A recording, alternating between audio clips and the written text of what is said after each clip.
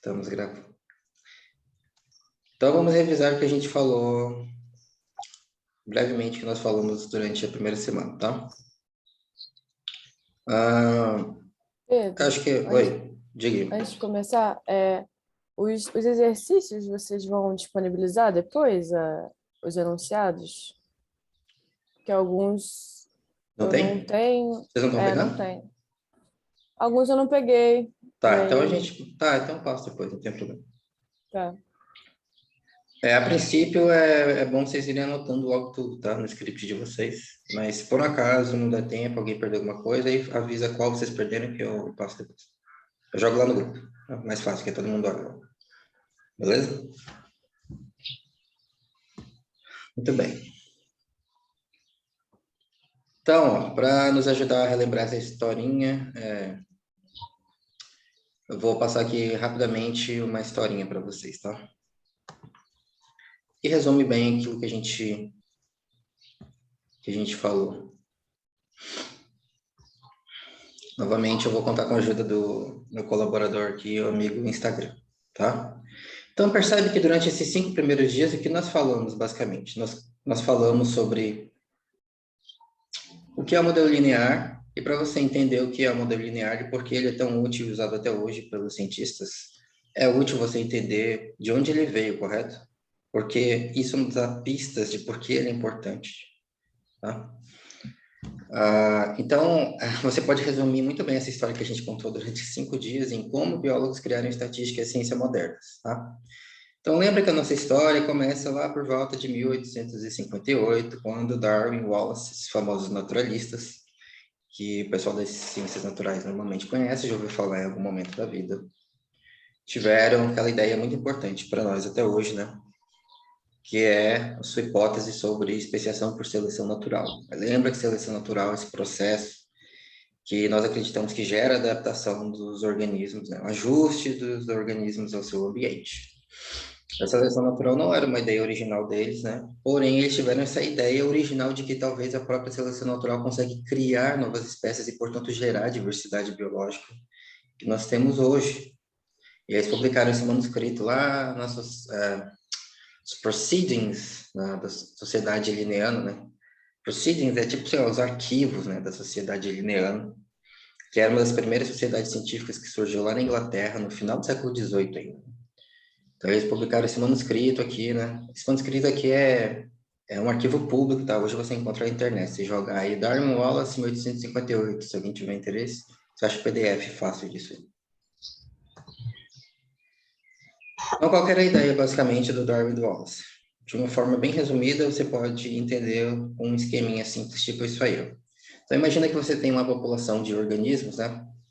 Tipo borboletas ou mariposas, por exemplo. E aí eles se alimentam de alguma coisa, né? Então, eles vivem em um determinado ambiente. Então, pode se alimentar de uma determinada planta, por exemplo. Bom, seres vivos se reproduzem, correto? Faz parte fundamental do ciclo de vida de todo ser vivo. Então, quando eles se reproduzem, a prole herda certas características dos pais e das mães. Mas, ao mesmo tempo, em geral, a prole não é idêntica aos pais, correto? Tem uma certa variação entre os indivíduos. Então, toda a prole é uma combinação dessas duas coisas, né? Tem uma dada variabilidade, mas, ao mesmo tempo, em algum aspecto, eles podem lembrar os pais. Bom, você sabe que o ambiente não é constante, o ambiente é variável, correto? Então, tem plantas de um determinado tipo que servem de recursos para as mariposas, para as borboletas, e tem plantas de outros tipos, né, que oferecem outras características, outros ambientes para as mariposas e para as borboletas. Então, à medida que a prole cresce e se espalha pelo espaço, eventualmente eles vão entrar em contato com ambientes de diferentes tipos. E alguns ambientes vão favorecer, né, aqueles indivíduos que têm certas características. Talvez eles consigam se alimentar melhor, ou talvez eles consigam se esconder melhor dos predadores, por exemplo, em certos tipos de planta, enquanto outros indivíduos vão se dar melhor em ambientes com outras características. Então, é isso aqui que nós chamamos de seleção natural, né? É uma relação entre a sobrevivência ou reprodução do indivíduo e suas características fenotípicas, né? Então, eventualmente, né, alguns vão sobreviver, alguns serão eliminados, né? Então, sobreviventes reproduzem, e na próxima geração, você começa a ter uma mudança na proporção das características da população, da composição fenotípica da população, né? Aquelas características que estão associadas a uma chance maior de sobrevivência e reprodução tendem naturalmente a aumentar em frequência, e aquelas que facilitam a morte ou a não reprodução tendem a cair em frequência. Então, eventualmente, após muito tempo, muitas gerações passando, a composição das populações pode mudar de tal forma que você olha para esses dois grupos aqui e você vê, nossa, veja, eles são tão diferentes, eu não consigo ver nenhum intermediário entre eles. Aí os naturalistas olhavam isso e diziam, temos novas espécies, ou são espécies diferentes. Tá? Então, em meados do século XIX, a grande questão para os naturalistas era isso aqui, ó, como é que a gente mede isso na natureza? Se esses caras estão falando de uma coisa que aparentemente pode levar muito, muito, muito tempo, a gente não pode voltar no tempo para ver isso aqui acontecendo, então como é que faz? Né? Então aí, lembra que o Darwin tinha um primo chamado Francis Galton, e uma das ideias mais importantes para os primeiros evolucionistas era entender como se dava a transmissão da informação dos pais para os filhos, que hoje a gente chama de genética, correto? Então, para haver evolução em geral, e em particular evolução por seleção natural, tem que haver heredabilidade. A característica que está sendo selecionada tem que ser herdável em algum grau. Né? Se não for, os pais vão sobreviver e reproduzir, mas não vão passar essa característica para os filhos. Então, eles podem morrer do mesmo jeito na próxima geração e você não vai ter uma tendência de mudar a composição da população em longo prazo. Então, a característica tem que ser herdável. Então, para medir isso, o Galton teve essa ideia, né? Então, vamos medir as características de vários pais e vários filhos. Que característica ele escolheu? Ele escolheu a altura, né? Porque era um dado fácil para ele obter lá na Inglaterra, no século XIX. Aí ele fez um gráfico tipo isso aqui, né? Lembra, cada pontinho representa uma pessoa, no eixo vertical você tem a altura da pessoa, do indivíduo, no eixo horizontal você tem a altura média dos pais. E aí ele esperava, bom, ele tinha uma expectativa sobre essa relação. Se a transmissão da informação dos pais para os filhos é perfeita, para cada 1 centímetro que a altura dos pais mudar, a altura dos filhos também deve mudar 1 centímetro, em geral, né, em médio. Então, essa linha preta, a tendência esperada que você está vendo nesse gráfico, né? A linha preta, a expectativa do Galton. Aí ele coletou os dados, aí ele estimou a relação, né? A linha vermelha, que essa é uma linha análoga à linha de regressão de mínimos quadrados que a gente usa hoje, né? E aí ele viu que a linha estimada, observada, a linha vermelha, ela era tipo meio girada, meio inclinada em relação à linha esperada. Como assim? Quando os pais eram mais altos, eles tinham em geral filhos mais altos, porém menos altos que o esperado, ou seja, mais baixos que os próprios pais. Enquanto que pais mais baixos tinham filhos em geral mais baixos, porém mais altos que o esperado, ou seja, mais altos que os próprios pais. Então, Galton olhou para isso e pensou, então parece que a altura dos filhos está tendendo a voltar à altura da maioria da geração anterior, né? Porque esses mais baixos estão voltando aqui, ó, para alturas maiores e os mais altos estão voltando aqui, ó, para alturas menores. Parece que eles estão sendo puxados ou atraídos para a média da geração anterior e talvez isso explica porque a altura das pessoas não está divergindo indefinidamente e geração após geração, em geral, as pessoas têm mais ou menos alturas parecidas. Aí, ao ver isso, ele pensou, então isso parece que está havendo uma regressão à média. Aí ele chamou isso aqui de regressão. Aí as pessoas leram o trabalho do Galton e viram, né, regressão, regressão. Aí associaram esse nome com isso aqui, né? Você estimar a relação entre duas variáveis usando mínimos quadrados. E até hoje, como vocês sabem, a gente usa esse nome. Então, Darwin, Wallace e o Galton, né, que vieram primeiro, né, eles inspiraram outras gerações de biólogos e um deles que a gente conversou também foi o Weldon. Né? Lembra que o Raphael Weldon, aquele zoólogo lá que gostava de invertebrados marinhos, né? E ele leu os trabalhos desses caras e pensou, nossa, isso aqui vai ser o trabalho da minha vida. O quê? Eu vou ser a primeira pessoa a medir a evolução ocorrendo na natureza. Como? Então ele começou a medir loucamente um monte de caranguejos e camarões lá pelo litoral da Inglaterra. E um desses locais, ele mediu um monte de indivíduos em uma praia lá da Inglaterra. E ele observou um negócio tipo isso aqui, né? Então lembre que isso aqui é um histograma, é um gráfico que mostra a frequência com que diferentes valores de uma variável aparecem. Então no eixo vertical você tem o número de indivíduos e no eixo horizontal você tem uma das características desses caranguejos, que é a largura frontal da carapaça, que é essa distância aqui, ó. É a distância, né, entre o pontinho de um lado e o pontinho do outro lado da parte frontal da carapaça do caranguejo, que é o Carcinus menus.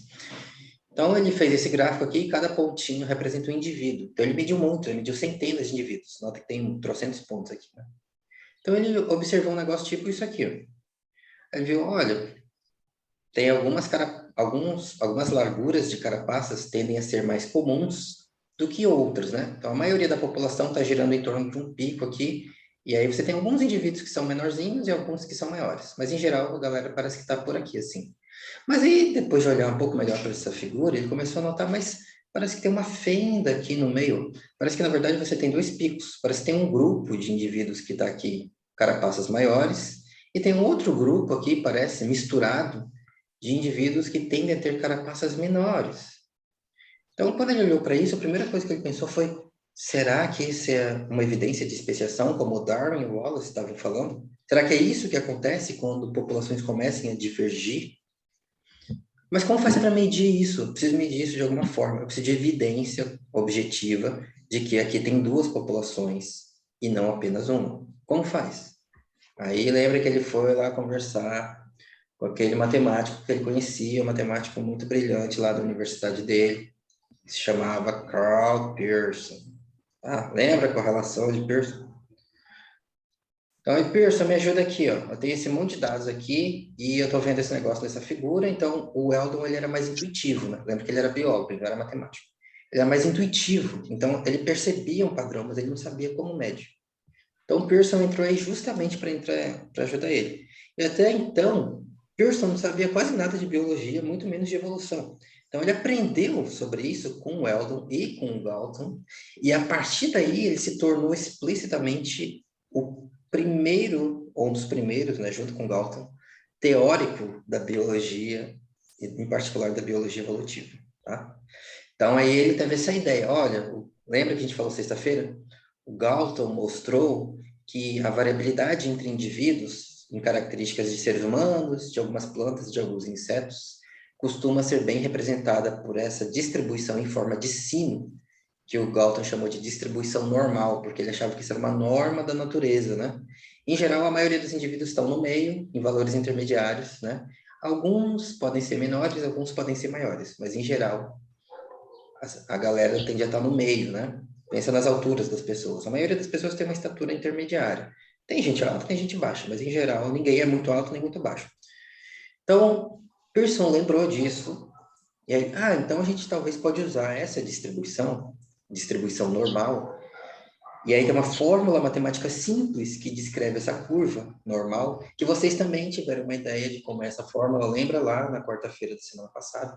Então a gente pode tentar fazer diferentes curvas normais e ajustar nesse gráfico aqui para ver quantas a gente precisa para descrever esses dados da melhor forma possível.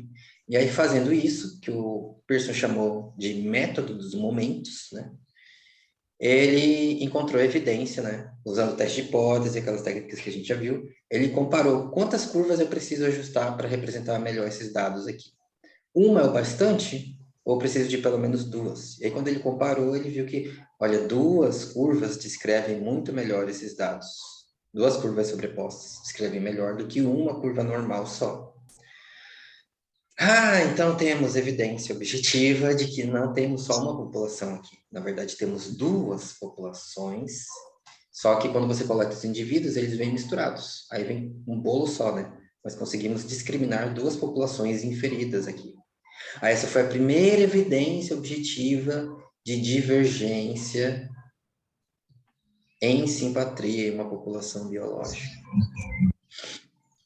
Aí o Pearson criou a correlação, ele criou o teste de hipótese, ele também criou a base da estatística multivariada que nós usamos hoje. Alguém aí já usou o PCA, análise de componentes principais? Já ouviu falar disso? Então, quem criou esse negócio? Pearson, 1904, tá? Tem mais de 100 anos também. Então, é por isso que muitas pessoas consideram o Pearson o pai da estatística moderna, porque ele criou as bases de várias coisas que a gente usa até hoje, né? Aí depois a galera foi refinando, correto? Então, o Darwin morreu em 1882, né? E, bom, essas grandes descobertas aí aconteceram no final do século XIX, começo do século XX, do século passado, no caso, né? 1880, 1890, 1900, 1910, 1920. Então, Darwin não viu nada disso, porque ele morreu em 82. Mas o Wallace, não, o Wallace vai morrer em 1913, que o Wallace era mais jovem que Darwin. Então, ele viu essas coisas todas. E aí ele viu que esse era o caminho. Esse é o caminho para a gente entender evolução, é através da estatística. Então, ele foi enchendo o saco lá da Sociedade Real de Londres, que era uma das primeiras sociedades acadêmicas que existiram no mundo, né? Vocês precisam criar um grupo para estudar esse negócio. E aí ele convenceu eles a criarem um grupo de estudos quantitativos da evolução, em 1897. Quem participava do grupo? O Wallace, o Galton, o Pearson, o Weldon, né, que eram esses caras aí, e mais alguns. Aí lá eles criaram a primeira revista de biologia quantitativa de estatística do mundo, a Biométrica, 1901. Ou seja, este ano ela está completando exatos 120 anos. E ela ainda existe. Só que hoje ela não se chama mais biométrica. Ela se chama Biometrics. Eles mudaram para o inglês, tá? Mas é a mesma coisa. Aí, lá na primeira página da biométrica, né, tinha essa foto, essa ilustração aqui, né, de uma estátua que construíram por Darwin, né, em homenagem a ele depois que ele faleceu. Tá? E aí, daí em diante, foi a galera inspirada por eles, né? Então, essa foi a primeira leva, né? Esse povo aqui, ó, Galton, Weldon, Pearson, eles foram a primeira geração. Aí, depois veio a segunda geração, que aí é já mais no século XX, né? Anos 1910, 1920, 1930, mais perto da gente. E aí, em particular, duas pessoas importantes que apareceram no começo do século passado, que foi o Ronald Fisher e o Sewall Wright. Os dois também eram biólogos. E os dois também queriam entender a evolução, e por isso eles se especializaram em genética. Não só nisso, mas eles também eram particularmente interessados por genética. Principalmente o Wright. O Fisher também deu contribuições importantes para outras áreas, para a ecologia, por exemplo, né? Mas o Wright era principalmente geneticista. E eles criaram, eles foram refinando e expandindo mais aquele leque de ideias que a primeira geração teve. E aí o Fisher, então, ajudou a popularizar o teste de hipótese nula, né?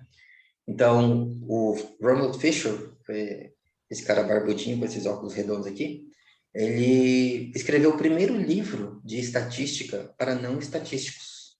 Um dos livros que ajudou a popularizar a estatística entre cientistas, sem formação, sem treinamento em matemática, né?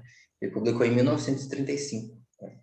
Então, a primeira leva de cientistas aprendeu estatística com Fisher. E Fisher era um cara com uma cabeça uma mente mas muito abstrata, assim. Então, os trabalhos dele eram muito difíceis de entender. Nem outros estatísticos, né? Então, ele tinha rixa com Pearson, porque ele dizia, olha, ele era muito inteligente, e aí ele começou não só a entender o trabalho dos primeiros, como o Carl Pearson, mas ele começou a detectar erros e problemas nos trabalhos do Pearson.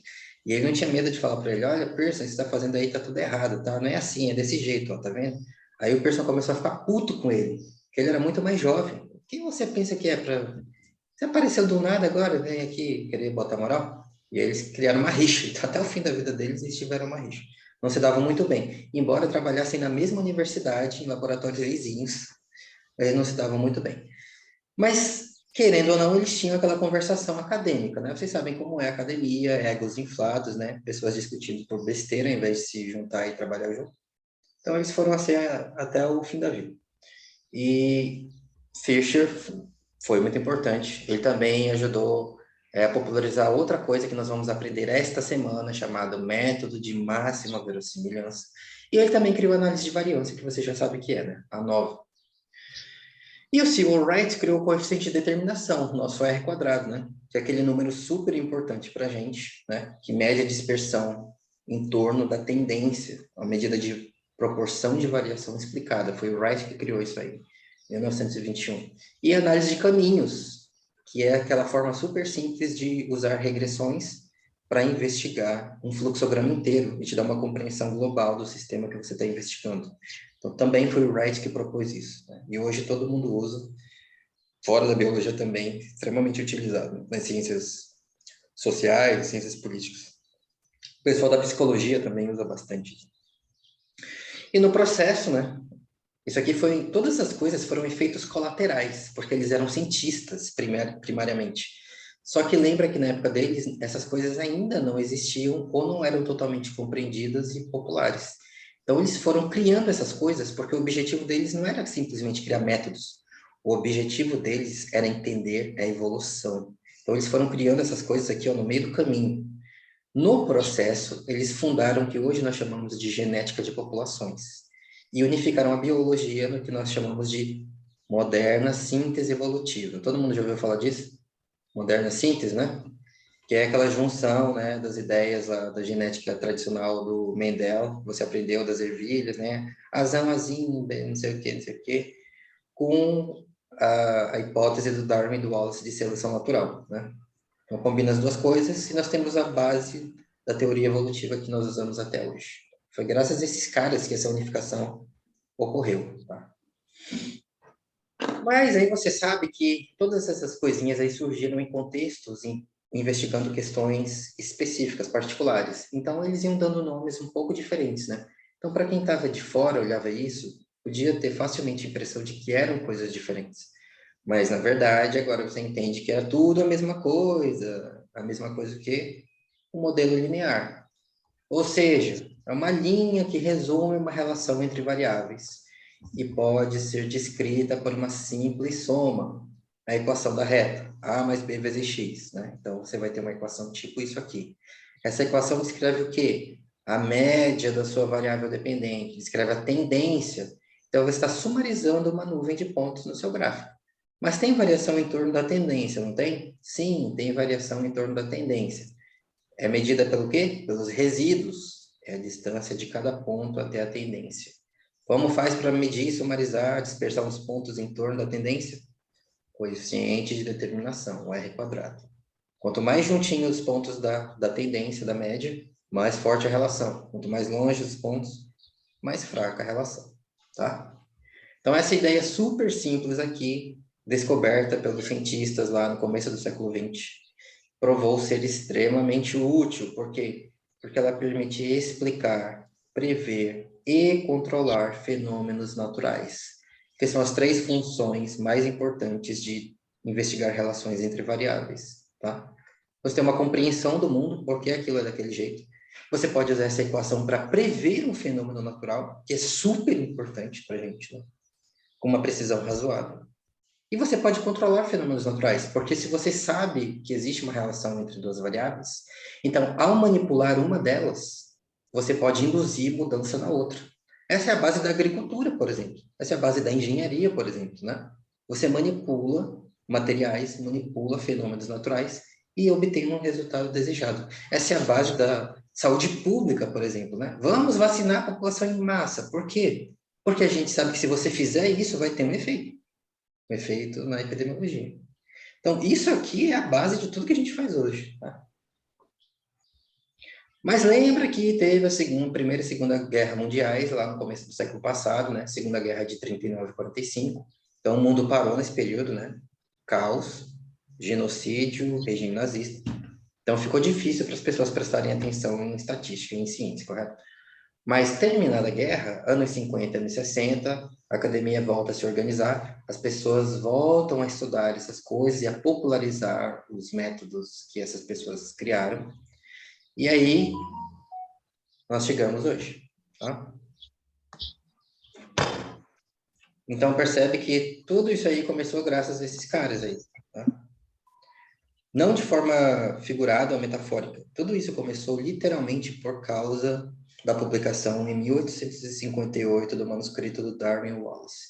Porque todas as gerações, a primeira e a segunda geração que vieram depois deles, desenvolveram 99% dos métodos que nós aprendemos na primeira semana por causa disso, porque eles queriam testar as ideias do Darwin e do Wallace no mundo real, na natureza, aqui e agora. Eles não estavam conformados em observar fósseis e falar sobre coisas que tinham acontecido há milhões de anos no passado. Né? Eles queriam saber se isso é verdade, então isso deve estar acontecendo agora. Então, se está acontecendo agora, nós podemos medir. Como a gente mede? E assim surgiu a estatística e a ciência moderna. Beleza? E aí isso nos traz aos modelos lineares que vocês já estão familiarizados depois da primeira semana e as suas 4 propriedades fundamentais. Lembra aí pra gente quais são?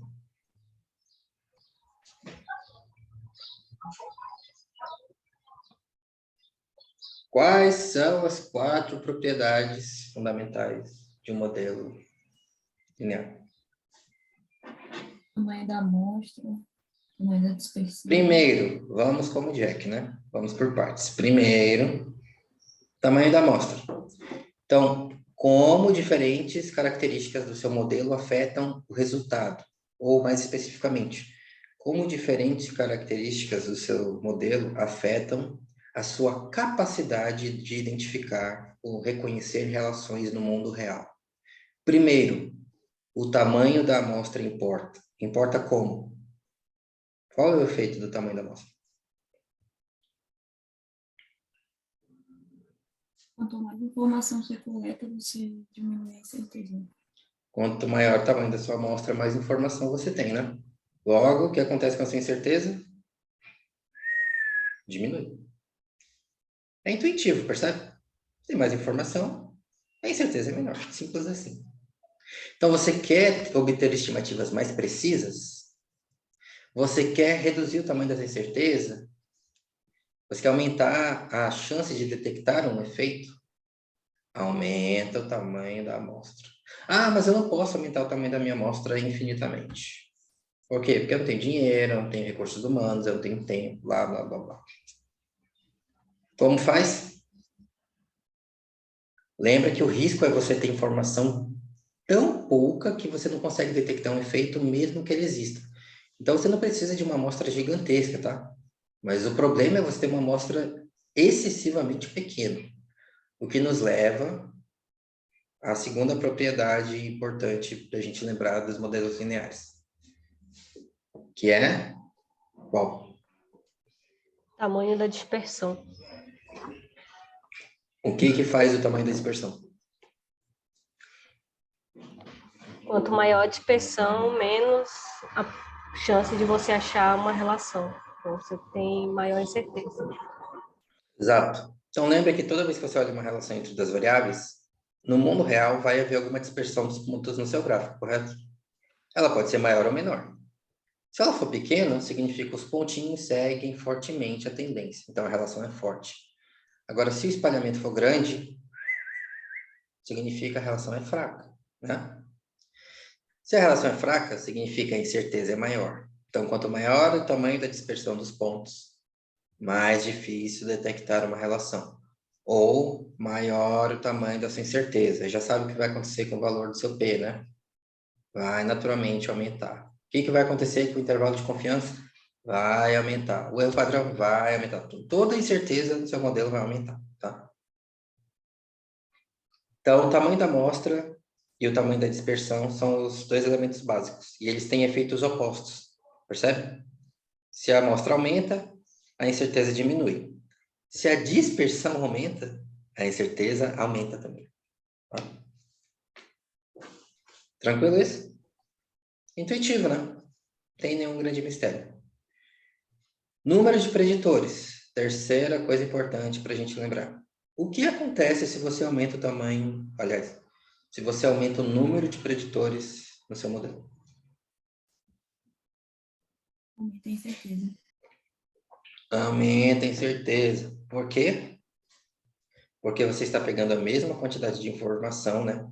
Para o mesmo tamanho de amostra, para uma mesma amostra, se você começa a enfiar mais preditores no modelo, você está literalmente pegando a mesma quantidade de informação e está fatiando ela em pedaços entre os preditores, porque cada um deles gasta uma informação para você conseguir fazer uma inferência sobre o universo amostral. Então, você está fatiando a sua amostra, né? Pá, pá, enfia mais um preditor, corta mais um pouco, enfia outro, corta mais um pouco. Então, a informação disponível para cada um deles vai diminuindo, vai diminuindo, vai diminuindo. Então, a incerteza sobre suas inferências todas vai... Os P's aumentam, o intervalo de confiança aumenta, o erro padrão aumenta, tudo aumenta, tá? E aí, quando você combina essas 3 primeiras propriedades, aliás, não, falta a quarta para a gente combinar tudo. Então, temos 3. Tamanho da amostra, tamanho da dispersão, número de preditores. Falta a quarta. Qual é a quarta coisa importante, mais importante da gente lembrar?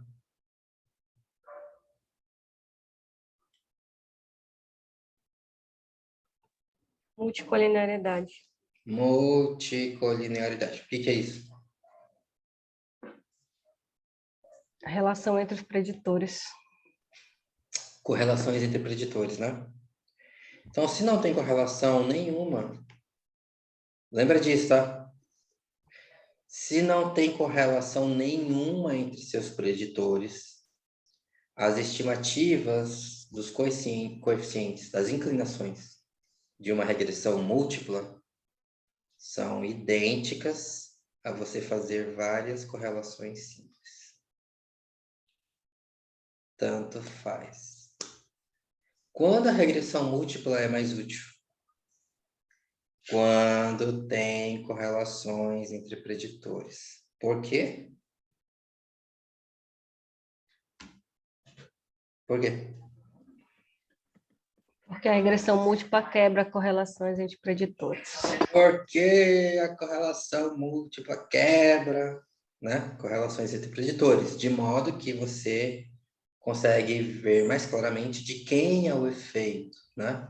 Esses preditores são correlacionados, então eu não sei dizer exatamente de quem é.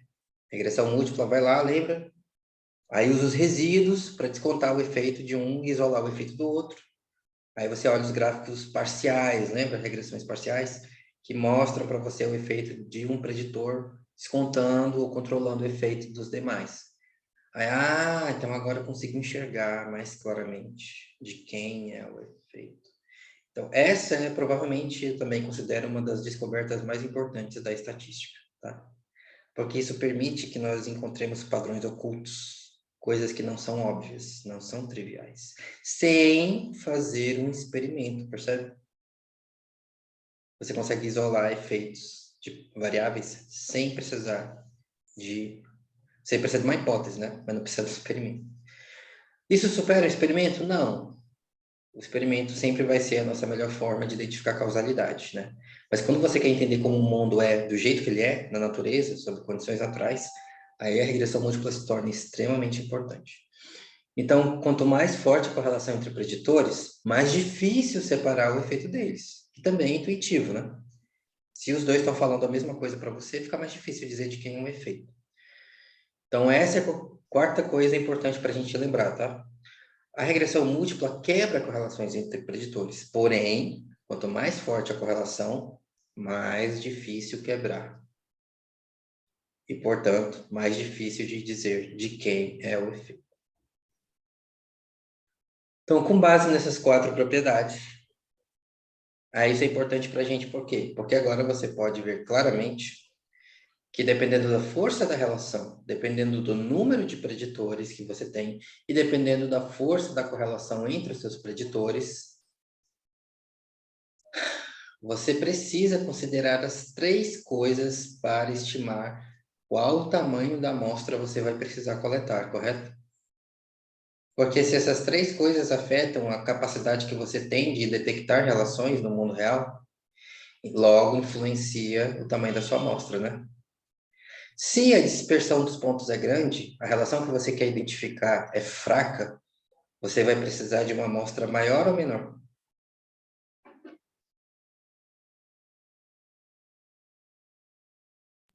Maior. Maior, correto? A relação fraca, então precisa de mais informação, amostra maior. Você quer investigar mais preditores, vários. Então você vai precisar de uma amostra maior ou menor? Maior. Maior, porque lembra que eles vão competir pela informação e a incerteza vai aumentar. Então, precisa de mais informação. Você quer separar o efeito de preditores que você sabe que são fortemente correlacionados. Você vai precisar de uma amostra maior ou menor?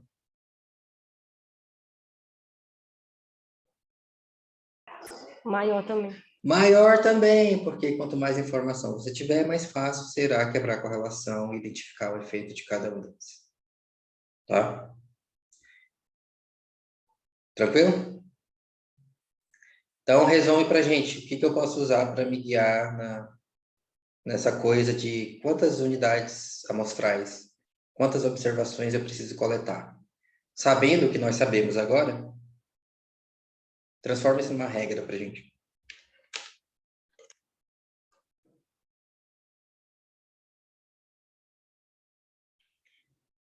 Lembra que a gente falou semana passada?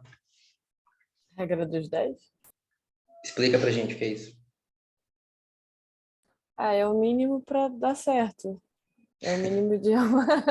É o mínimo para dar certo. Tá, mas explica um pouco melhor, né? Para criança de 7 anos. O mínimo de quê para o que dar certo? E para cada O N. preditor que você tiver, um mínimo de 10 amostras, não é isso? 10 amostras? 10 unidades amostrais, né? 10 unidades amostrais, exato. Lembra que para os biólogos isso é comum, né? O biólogo gosta de chamar a unidade amostral de amostra. Então, se N igual a 10, eu tenho 10 amostras. Tudo bem, tá? Porque a maioria dos biólogos entende isso. Mas apenas note que, tecnicamente, isso é errado, tá? Você não vai coletar 10 amostras. Você vai coletar uma amostra com 10 unidades amostrais, tá? Só para vocês não se confundirem. Mas beleza. Então, colete pelo menos 10 observações ou 10 unidades amostrais por relação que você for investigar. Por quê? Para ter o mínimo para dar certo. O que é isso? Para ter um mínimo de quantidade de informação para conseguir detectar um efeito, caso ele exista, né? De onde vem a regra do 10? Da cabeça do Gotelli e do Ellison, tá? Da experiência dos ecólogos, tá? Vem da experiência dos ecólogos. Olha, testando vários delineamentos ao longo de décadas, a gente sabe que, em geral, relações ecológicas são relativamente fracas e que, normalmente, há correlações entre preditores. Então, se você coletar muito menos que 10 por relação, você tem uma chance bem grande de não conseguir identificar nada, tá? Aí você roda seu modelo lá e fez um monte de P alto, intervalo de confiança alto, tudo alto. Aí, não tem nada aqui. Não é que não tem nada aqui. É que a sua amostra é uma bosta e não deixa enxergar nada, entendeu? É por isso que você precisa, tá, de unidades amostrais, ok? Não adianta fazer evidência, né? Você precisa de informação, precisa de evidência. Vidência não nos basta, precisamos de evidência, tá? Se estiver interessados em relações envolvendo variáveis categóricas, grupos, aí o que você vai fazer?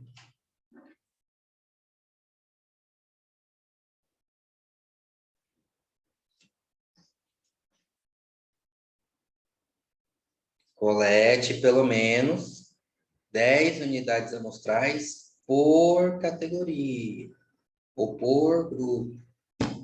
Então, eu vou investigar uma relação entre duas variáveis quantitativas, pelo menos n igual a 10. Pelo menos, tá? Não é coleta n igual a 10. É no mínimo. Você pode coletar mais? Pode. Então, colete mais. Mas eu vou investigar uma relação entre uma variável quantitativa e uma variável categórica. Eu quero comparar dois grupos. Então coleta pelo menos 10 por grupo, ou seja, coleta no mínimo 20 observações, tá? Então você já pode ver disso que, em geral, também é mais difícil identificar relações ou efeitos envolvendo categorias do que envolvendo números, correto? Percebe? Então, eu não falei explicitamente dessa regra, mas também é uma coisa útil de você lembrar. Mas você pode simplificar essa regra de um jeito bem simples, para você não esquecer, que normalmente é o que eu faço. A regra é assim, ó. Fuja de categorias, tá? Corra de categorias, tá? Eu preciso realmente... Oi, Mila, tudo bem? Eu preciso realmente de categoria... Como tá as palmeiras lá? Muito micuí nas canelas? Eu preciso realmente de categorias? Ou eu posso medir de fato, quantificar o que eu quero? Se a resposta é posso, então meça, porque sempre haverá mais informação em números do que em categorias arbitrárias subjetivas, correto? Então, essa também é uma ideia importante, interessante de lembrar. Mas ela não é tão importante quanto essas outras 4. Por isso que, se você lembrar das 4, já tá bom. Tá? Então, agora sim, resumimos nossa primeira semana. Perguntas sobre isso? Então, percebe como tem implicações para o nosso delineamento, né? Porque se tudo isso influencia a nossa capacidade de detectar as relações que a gente quer, então isso vai para onde? No tamanho da nossa amostra. Então, se você não pensa sobre isso antes de coletar, você corre um risco, tá? Então, por isso que eu fico repetindo de vez em quando a importância da pergunta, a importância da hipótese, a importância do delineamento, porque isso tudo antecede a coleta e a análise de dados. Se o delineamento é ruim, não tem mágica, só coletando tudo de novo, tá? Beleza? Sobrou alguma questão, alguma pergunta ou deu para lembrar? Estamos relembrados? Sim. Então tá. 10 minutos, aí volta aí para a gente começar o segundo tempo da nossa brincadeira. Beleza. Então hoje vamos começar nossa semana felizes e alegres. Hoje vamos falar sobre desvios de normalidade, tá? Então lembra que uma lição importante que nós aprendemos na semana passada, as pessoas costumam falar, né? O modelo linear assume normalidade, pressuposto, né, de normalidade, presunção de normalidade. O que isso significa?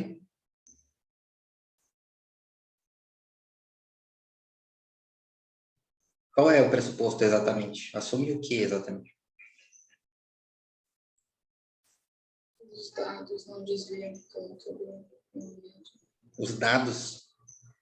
Que dados? Os resíduos não desviam muito da média. Os resíduos têm distribuição normal. Mas é importante lembrar que duas coisas. Primeiro, são os resíduos, certo? O que nós assumimos sobre a variável dependente? Não tem problema. Nada! Né? Nada. Tanto faz, porque o que interessa são os resíduos. Segunda coisa é, por que as pessoas dizem isso? A sua pressuposto de normalidade é importante, tem que ter normalidade dos resíduos. Por quê? Cultura.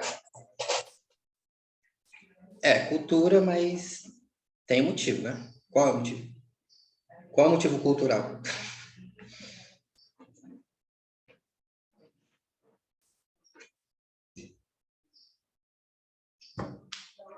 Tem dois motivos, tá? Lembra que a gente conversou sexta-feira de manhã sobre isso.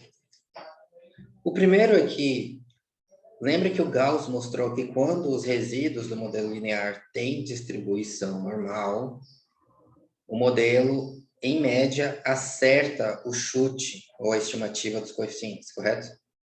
Aí, por isso, os estatísticos dizem que ele é blue. Lembra dessa sigla?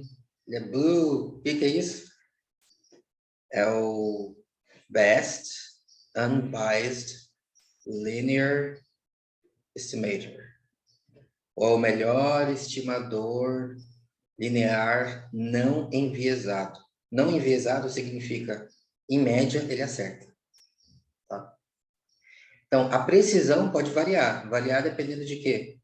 Aquelas 4 coisas que a gente falou. Do tamanho da sua amostra, vai variar a incerteza, né? Vai variar dependendo do tamanho da sua amostra, dependendo da força da relação, dependendo do número de preditores e dependendo da correlação entre os preditores. Mas, em média, ele acerta. Esse é o primeiro motivo. E o segundo motivo é o quê? É que quando os resíduos têm distribuição normal, você consegue obter medidas de incerteza utilizando a teoria matemática da estatística, usando simples Fórmulas, então não precisa fazer embaralhamento e aleatorização, como a gente fez para obter o valor do P, correto? Consegue uma aproximação muito boa dele usando apenas fórmulas. Lembre-se que há 100, 120 anos isso era extremamente importante. Por quê? Porque não havia computadores, correto? Então, o único jeito razoável era esse. Então, fazia sentido assumir isso, tá? Ou fazia sentido exigir isso, porque não tinha as facilidades que a gente tem hoje, correto? Beleza, mas o tempo passou, os computadores surgiram, tornaram-se populares, e agora você sabe que você pode fazer testes de permutação ou de aleatorização usando o seu computador rapidamente, né? Então, isso não é mais tão importante assim. Além disso, a gente também falou que o modelo linear é relativamente robusto a desvios de normalidade, lembra? Então, não tem problema que os resíduos não tenham distribuição exatamente normal. Mesmo quando ela não é exatamente normal, os estatísticos mostram, usando a simulação, que o resultado ainda é confiável. Os coeficientes ainda tendem a ter uma alta acuidade, não são enviesados, e as suas medidas de incerteza obtidas matematicamente também são confiáveis. O problema é quando o desvio é muito grande, tá? Desvio de normalidade e o desvio de homocedaticidade, que também é importante, lembra disso, né? Então, quando a dispersão dos pontos é parecida ao longo de toda a relação, funciona bem. Se a dispersão muda muito, a dispersão dos pontos muda muito ao longo da relação, ao longo da tendência, aí talvez não vai mais ser tão confiável assim. Então, nessas situações, é interessante, é útil para a gente saber, beleza, então o que a gente faz? Como resolve isso? Tá? E é sobre isso que nós vamos falar hoje, tá? Então, lembre-se que vimos um exemplo real, né? Você tem a abundância da Bacaba, aí aqui está um histograma mostrando a distribuição de frequências da Bacaba, correto? Essa distribuição aqui é normal para você? Parece normal? Parece normal isso? Não. Não, nem um pouco, né? Obviamente é assimétrica, tá vendo que a maior frequência está aqui logo no começo? Então, em geral, você tem valores baixos muito frequentes e valores altos pouco frequentes, né? Então, obviamente, isso não é normal. Faz uma regressão, né? Aplica o modelo linear. Tem relação entre a abundância da Bacaba e a distância de Igarapé, por exemplo, como vocês investigaram? Aí faz aqui a tendência, né? Calcula os resíduos. Quando você olha o histograma dos resíduos, tá, tá, tá, tá, aí ela é aproximadamente normal. Ou pelo menos é muito mais normal do que a distribuição da abundância original, né? Então, esse aqui é um exemplo real que a gente viu, né? Então, mas a variável dependente não tem distribuição normal. Não tem problema, porque os resíduos são aproximadamente normais. Então, ok, funciona.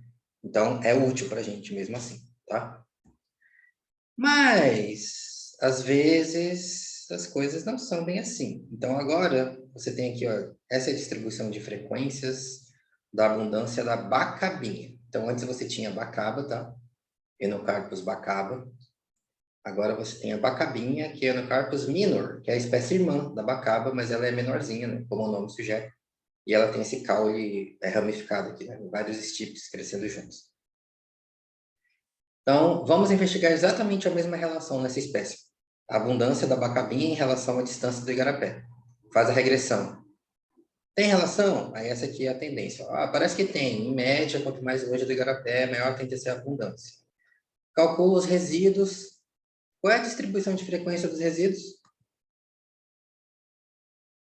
Tá, tá, tá, tá. Essa distribuição é normal? Parece normal para você? Difícil, né? Então, esse é um exemplo do mundo real, tá? Onde claramente a distribuição dos resíduos não é normal. Então, percebe a diferença? Percebe a diferença? Bacaba, Bacabinha. Então, aqui fica difícil você assumir que isso é normal, né? Complicado. Então, como é que faz? Bom, como é que faz? Agora a gente tem que usar nossa criatividade para pensar em situações, contextos no mundo real, no mundo natural, que gerem uma distribuição parecida como essa. Então, lembra que a distribuição normal, isso aqui, ó, que a gente conversou semana passada, Quando que essa distribuição aqui nasce? De onde ela vem? Lembra, gente, aí? Quando que nasce uma distribuição de frequências em forma de sino?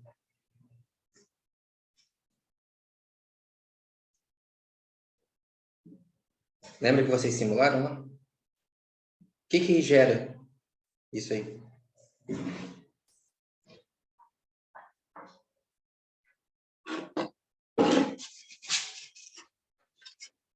Ajuda eles aí.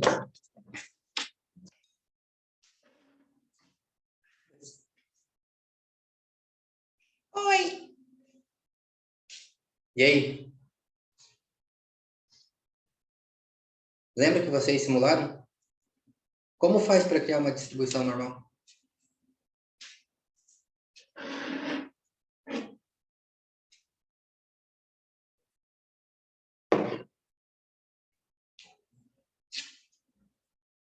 Teorema do limite central. Tá? Então, você pega vários efeitos aleatórios e você soma. Quando você pega um monte de variáveis aleatórias e soma o efeito delas, o que acontece?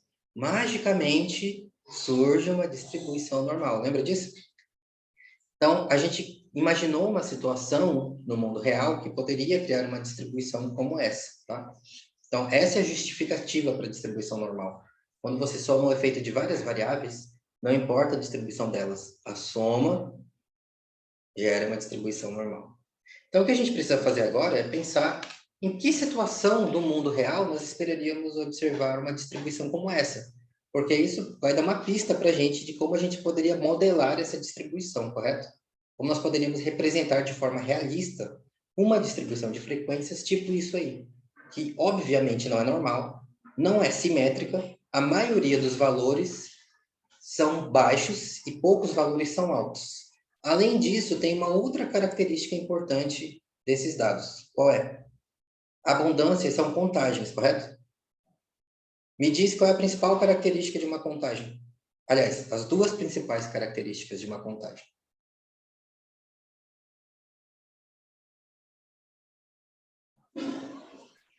Não tem valores quebrados? Primeiro, são sempre números inteiros, correto?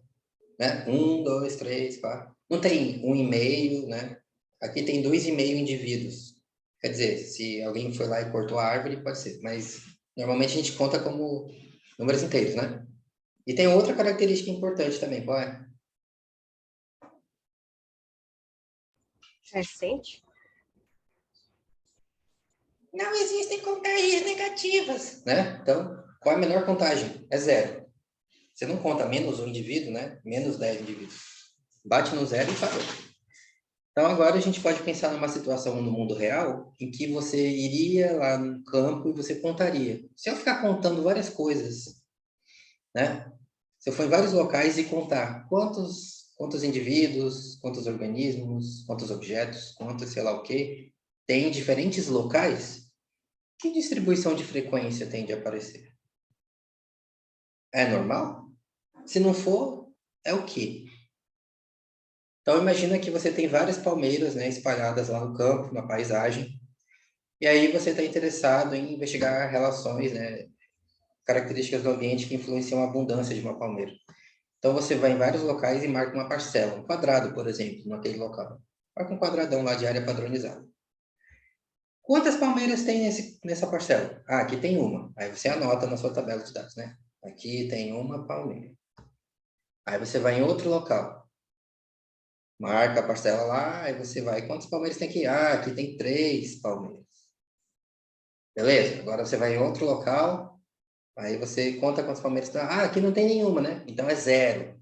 0 palmeiras. Mas se você repetir isso de novo, de novo, de novo, e se você for em vários locais, contar o número de indivíduos em cada local e observar a distribuição de frequências, qual é a forma que ela tem, em geral?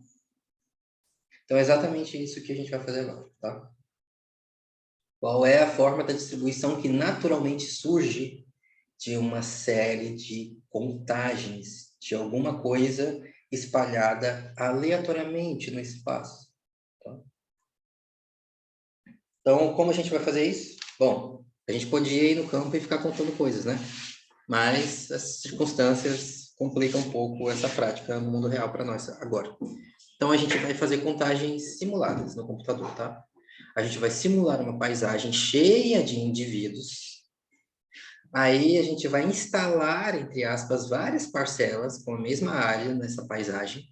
E aí, você vai contar quantos indivíduos caíram dentro de cada parcela. No final, você vai ter uma variável de contagem com diferentes valores de contagens, correto? Se você fizer um histograma dessa variável e observar a distribuição de frequências dela, que forma ela tem? Então, descobre aí. Para isso, vocês vão usar o script contagens. Todo mundo viu lá no grupo o script? Mandei lá no grupo, tá? Então, baixa o script. Os comandos já estão todos prontinhos, passo a passo. Então, você lê o enunciado, tá? Vai vendo item por item para você entender o que ele está fazendo. E aí você vai executando os comandos um por um. E aí, no final, você vai ter simulado uma variável gerada por contagens de coisas espalhadas aleatoriamente no espaço. Como é a distribuição que resulta disso? Faz a figura, olha como é, repete algumas vezes para você. Olha, tem uma variação aqui, tem uma variabilidade, né? Nunca vai ser exatamente igual, porque lembra, é uma simulação. Mas, em geral, como é, mais ou menos, tá? Tranquilo? Tá no grupo? Eu não achei aqui. Eu também não, Pedro. O último que você mandou é o de curvas. Não mandou isso, não. Ah, eu mandei de curvas? Ué? Não foi, então. Vou tentar de novo.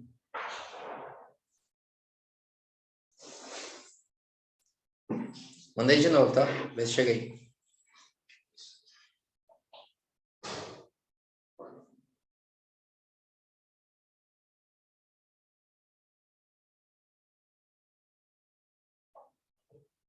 Chegou? Pra mim, não. Ainda não. Não. Cara, Não. será que é a internet? Bora ver agora. Manda no chat aqui, Pedro, para ver se Agora foi. pegou. Foi. Tá, então voltamos em 15 minutos para a gente ver que distribuição de frequências nasceu disso aí. Deste simples trabalho de ir ao campo e fazer várias contagens. Tá? O que acontece?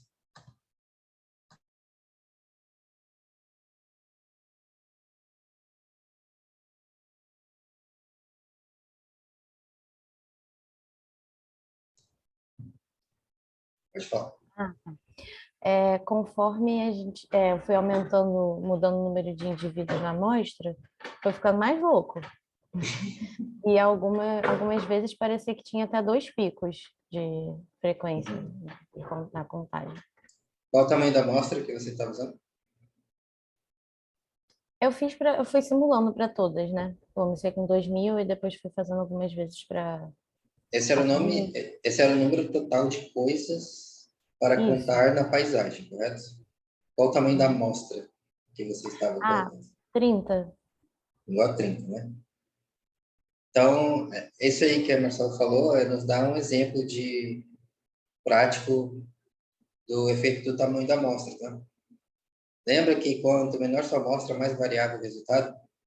Então, é natural que se você repete várias vezes com N igual a 30, vai ter uma variabilidade maior entre as suas amostras. E, portanto, cada vez que você faz o histograma, pode parecer um negócio meio maluco assim. Tá? Então, se você quer ver resultados mais consistentes, como você faz? Você pode aumentar o tamanho da amostra, né? Depois experimentem fazer isso, tá? Não agora, mas faz depois, você vê. Faz com N igual a 100, N igual a 1000, para você ver o que vai acontecer. Aí, geralmente, vai mudar ainda, mas vai mudar bem pouquinho. Normalmente vai ser uma coisa bem parecida. Mas, em geral, é isso aí que a Marcela falou. Então, todo mundo viu isso?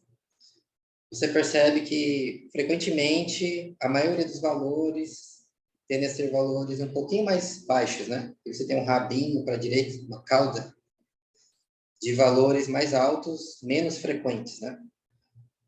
Então, poderia ser algo tipo isso assim. Lembra que cada vez que você simula, nunca vai ser exatamente igual, né? Mas, em geral, alguma coisa que lembra isso. né? Então, ó, contagens padronizadas de coisas distribuídas aleatoriamente no espaço ou no tempo tendem a ter esta forma. A maioria dos valores são relativamente baixos. Não muito, muito baixos, mas relativamente baixos. E você tem poucos valores relativamente altos, que dá essa impressão de que você tem uma cauda, um rabinho esticado aqui para a direita. Né? Como chama essa distribuição?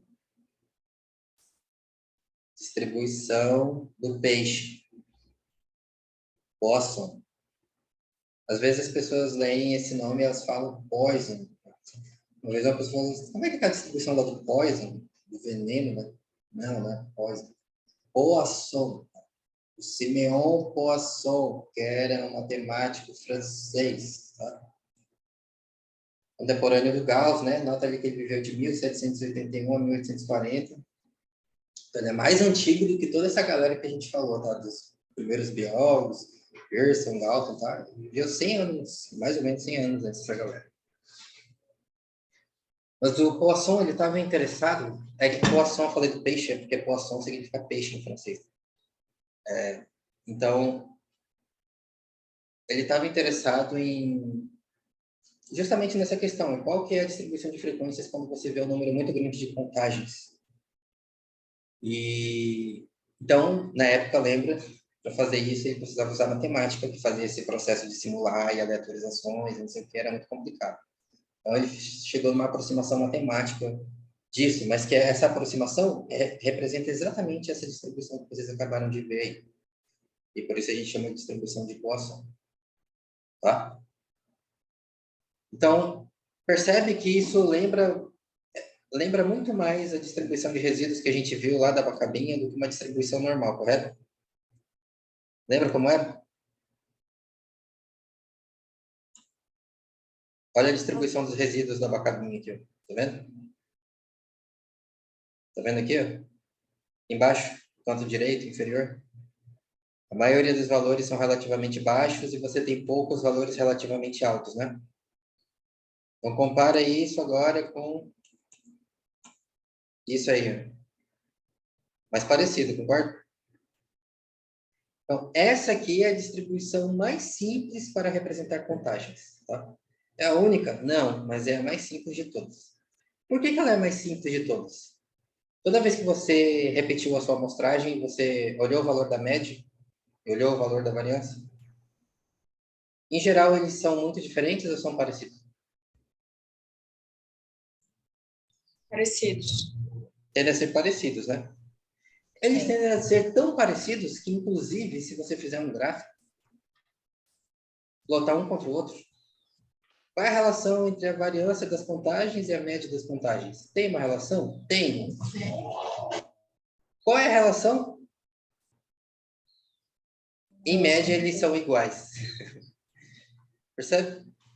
Em média, eles são iguais. Se você fizer uma regressão aqui, ó, você repetir isso várias vezes e fizer uma regressão, a inclinação da reta é 1. Ou seja, se você aumentar uma unidade a média, em geral, vai aumentar uma unidade a variância. Se você diminuir uma unidade a média, em geral, vai diminuir uma unidade a variância também. Então, se em geral eles são iguais, a gente não precisa de dois parâmetros para descrever a distribuição de Poisson, porque a média é igual à variância, correto? Então, a gente só precisa de um. Então, lembra que para descrever a distribuição normal, a gente precisava de dois números? A média, que diz onde está a maioria, e a variância, que diz o tamanho da dispersão em torno da média, correto? Se é mais espalhado, ou se é mais concentrado. Né? Se a variância é grande, a sua distribuição normal é assim. Se a variância é pequena, a sua distribuição normal é assim, mais estreitinha, né? Mais apertada. E a média diz se está mais para um lado ou está mais para o outro. Aqui, como a média é igual à variância, então a gente não precisa de dois parâmetros, média e variância. Os estatísticos dizem assim, ó, como eles são iguais, vamos usar só um. Vamos usar só um parâmetro que me diz ao mesmo tempo quanto vale a média e quanto vale a variância. Vai ficar mais simples ainda. Então, ao invés de termos uma média e uma variância, os estatísticos costumam dar esse nome. A gente só precisa de um parâmetro, vamos chamá-lo de lambda. Todo mundo conhece essa letra? letra grega, lambda, parece um Y de cabeça para baixo, né? Vai no Google aí, escreve isso, lambda. Não é lambida, tá? É lambda. Com B, mudo. Então, que diabos é lambda? É a média da distribuição de Poisson. Ah, mas a média é igual à variância. Então, também é a variância, entendeu? É só um nome diferente para lembrar que é a mesma coisa. Mas o lambda é o valor da média da distribuição das contagens, que é a mesma coisa que o valor da variância. Então, qualquer número que você botar aí, a distribuição de Poisson com lambda é igual a 3, significa o quê? A média das contagens é 3. E a variância? É 3 também. Distribuição de Poisson no lambda é igual a 10. Ah, então a média das contagens é 10. E a variância? É 10 também. Entendeu? Então, turma, distribuição de Poisson, turma, estamos devidamente apresentados. E Pedro, Perguntas? Diga. nesse caso aqui de lambda igual a 12, então a cauda ela tá para a esquerda aqui, né? Ela se Então, estende, né? veja o que acontece. Essa figura aqui à esquerda mostra para você o que acontece à medida que você aumenta o valor de lambda. Ou seja, à medida que você aumenta a média ou a variância das contagens. Com lambda igual a 0,8, olha como é a forma da distribuição. Ela é bem estreita, né? E tem um rabinho puxando aqui para a direita, tá vendo? Mas qual é o menor valor que uma contagem pode assumir? Qual é o menor valor? 0? 0, né? 0. Foi lá e contou, não tinha nada, deu 0, né? Então ela bate no 0, tá vendo? Nunca pode passar de 0. Então ela fica bem estreita aqui junto do 0, um rabinho puxando aqui um pouco para a direita. Se você aumenta o lambda, o que acontece?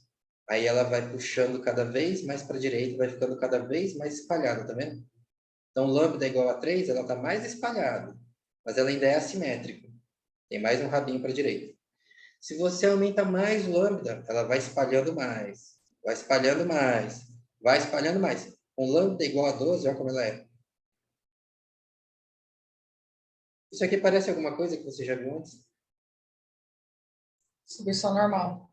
Distribuição normal. Ah, então quer dizer que se eu faço contagens de uma coisa que a média é muito alta, tende a aparecer uma distribuição normal?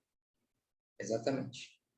Quando você conta uma coisa cuja média é muito alta, a distribuição de Poisson se torna a distribuição normal. Não tem diferença entre as duas. Elas se tornam equivalentes. Então, ela vai ficando cada vez mais parecida, cada vez mais simétrica, tá vendo? Com lambda igual a 30, mais ou menos, não tem diferença nenhuma, praticamente. De 30 para cima, tanto faz. Poisson, normal, dá no mesmo. A diferença só é perceptível quando a média das suas contagens é menor, porque aí nota que ela é claramente mais assimétrica que a distribuição normal, né? Então, é por isso que no exercício eu falo isso aqui para vocês. Né? Repita a amostragem pelo menos 3 vezes em paisagens com 2.000, 4.000, 6.000, 8.000 e 10.000 indivíduos. Quando você muda o número total de indivíduos para contar na sua paisagem, isso significa que está acontecendo o que com a média das suas contagens?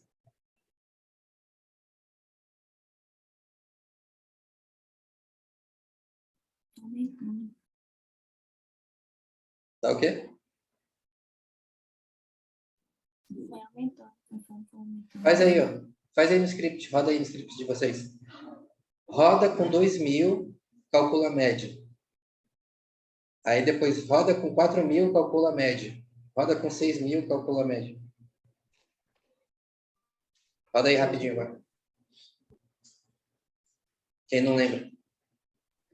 Vai aumentando de Vai aumentando a 1,8, média. vai até mais que 10. Vai aumentando a média, correto? Porque você não está contando mais coisas, né? Então, você está aumentando o número de coisas para contar, a média das suas contagens vai acontecer o quê? Vai aumentar, correto? Então, esse aumento aqui significa que, em média, a quantidade de coisas que você está contando está aumentando. À medida que ela aumenta, aí olha como é que fica. Cada vez mais simétrica, mais espalhada, cada vez mais parecida com a distribuição normal. Com lambda igual a 30, praticamente não tem mais diferença nenhuma.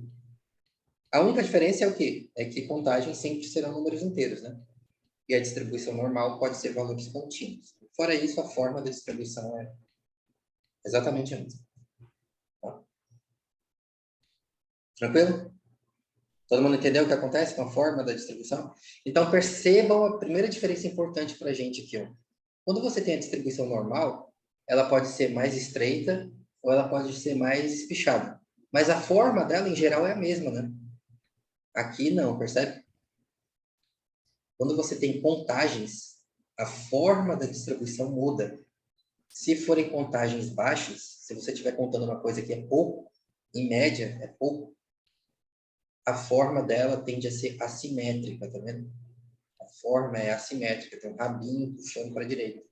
Agora, quando você conta uma coisa que é muito abundante, muito comum, e em média as contagens são altas, aí ela vai se tornando mais simétrica. Logo, a forma da distribuição muda à medida que a média das suas contagens muda. Tá? Então, é assim que contagem se comporta no mundo real. A gente está simplesmente observando como é. É assim. E foi o Poisson que descobriu isso. Então, é por isso que a distribuição recebe o nome dele. Tá? Bom, legal, né? Por quê? Porque agora que nós temos uma representação realista para como contagens, a variabilidade de contagens se comporta no mundo real, a gente pode, então, substituir a distribuição normal para os nossos resíduos, onde a maioria dos pontinhos está concentrado perto da média, e ela é mais ou menos simétrica em torno da média, e a gente pode substituir essa distribuição normal pela distribuição de Poisson no modelo linear. Talvez seja melhor para representar contagens, né? Quando a distribuição dos resíduos não é simétrica, não lembra a distribuição normal. Então, talvez agora a gente pode usar essa distribuição aí, que naturalmente reflete esse processo de amostragem de contagens de coisas espalhadas aleatoriamente no espaço. Tá? Então, a gente pode pegar esse modelo linear, isso aqui é o que a gente aprendeu semana passada, correto? Esse é o nosso modelo linear padrão. A média em vermelho, que representa a tendência, a reta, né? E aqui, a variável dependente, que reflete uma variável com distribuição normal, cuja média é dada pela equação linear, pela tendência, e tem uma dada variância em torno da média, uma dada dispersão, pode ser maior ou menor. Então, agora a gente pode dizer assim, ó, meu y são contagens. Então, você pode trocar a distribuição normal pela distribuição de Poisson. O que acontece? Se você fizer isso, acontece isso aí. Ó. Alguém explica para a gente esse gráfico. Ó. O que mudou?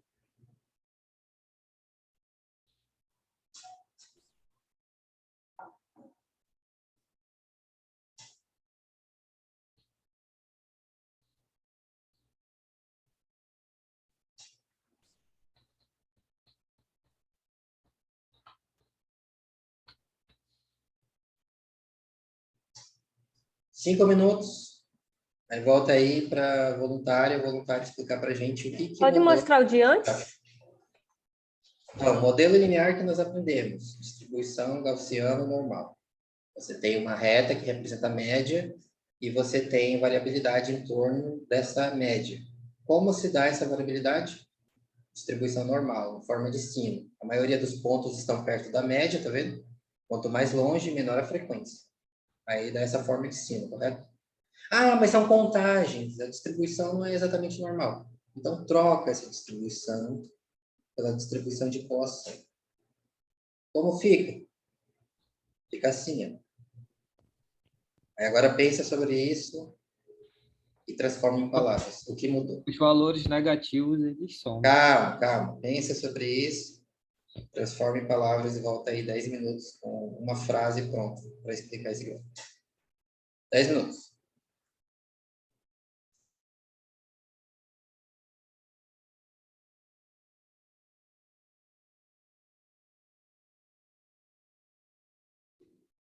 Aqui estamos.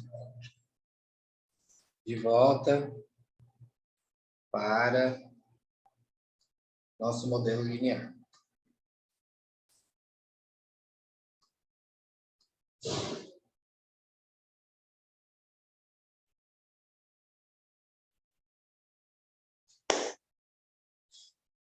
Então, olha aí.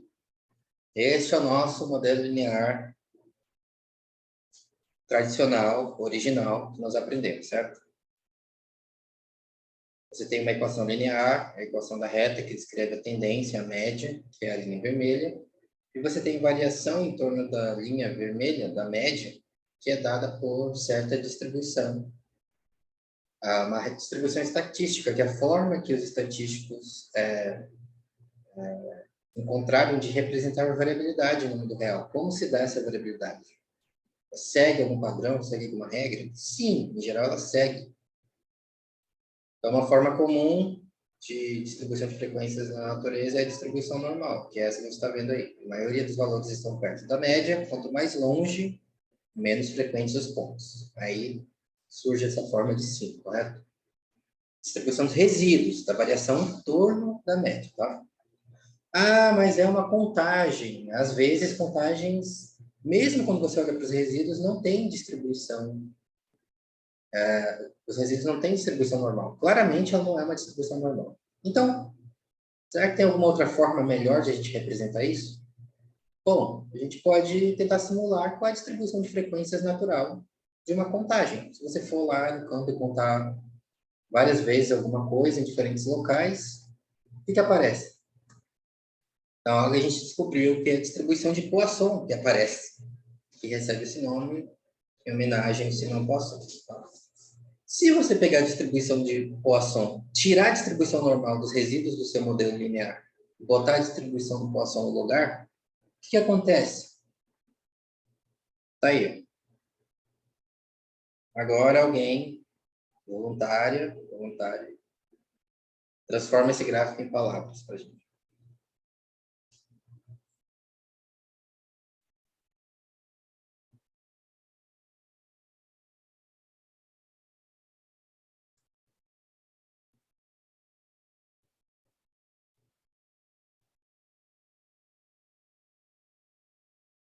Ele representa melhor a média? Olha para o gráfico e diz o que você está vendo aí. Transforma em palavras. O que mudou? De novo, antes, distribuição normal. Olha bem para esse gráfico. Esse aí é o que a gente aprendeu semana passada. Nota como a variação em torno da reta segue uma forma aproximadamente normal. Né? Mais pontos perto da média, quanto mais longe da média, menos pontos. Troca isso, bota a distribuição de Poisson. O que mudou?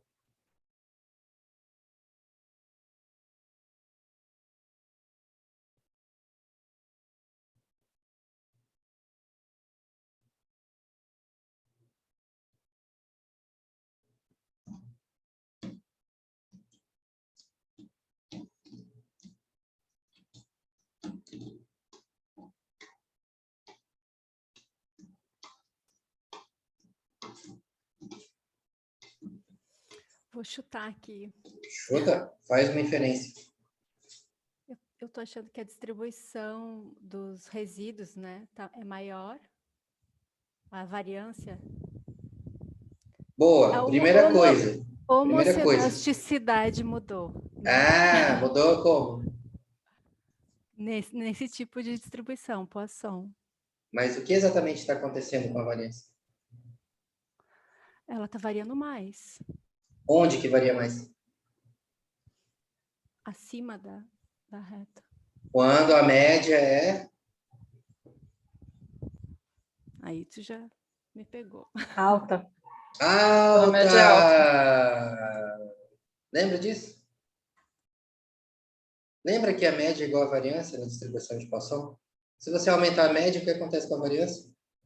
Aumenta também. Olha a distribuição de frequências como é, lembra? Olha aqui, ó. Lambda é igual a 0,8. Olha como ela é estreita. Logo, a variabilidade é pequena, correto? A variância é baixa. Lambda é igual a 3. Está vendo que ela fica mais espalhadinha? Ó, mais espalhadinha. Então, se aumentou a média, o que aconteceu com a variância? Aumentou também. Olha quando lambda é igual a 12. Olha como ela fica espalhada, tá vendo? Então, se aumentou a média agora para 12, o que aconteceu com a variância? Também é 12. Então, ela ficou mais aberta, mais espalhada. Então, agora, a nossa relação automaticamente é o quê? Heterocedástica. Percebe? Quando a média aumenta, o que acontece com a dispersão dos pontos? Aumenta junto. Por quê? Porque é assim que acontece com as contagens. Se você contar contagens, é isso que vai. Se você medir contagens de coisas espalhadas aleatoriamente no espaço ou no tempo, é assim que ela se comporta. É um fenômeno natural. Então, se você botar isso no modelo linear, é isso aí que vai acontecer, tá vendo? Lembra que a média é representada pela reta, né? A tendência, em vermelho aqui, ó. Então, aumentou o valor da média, olha o que acontece com o espalhamento dos pontos em torno da média. Ele também aumenta. Ó, tá vendo? Que é mais concentrado aqui, ó. Aí espalhou um pouquinho mais, espalhou um pouquinho mais, espalhou um pouquinho mais, espalhou, vai espalhando cada vez mais, porque a variância aumenta com a média. Certo? Então, essa é a primeira coisa óbvia que acontece aqui. A dispersão dos pontos está aumentando, certo? Além disso, percebe que a forma da distribuição dos pontos também está mudando? Todo mundo percebe isso?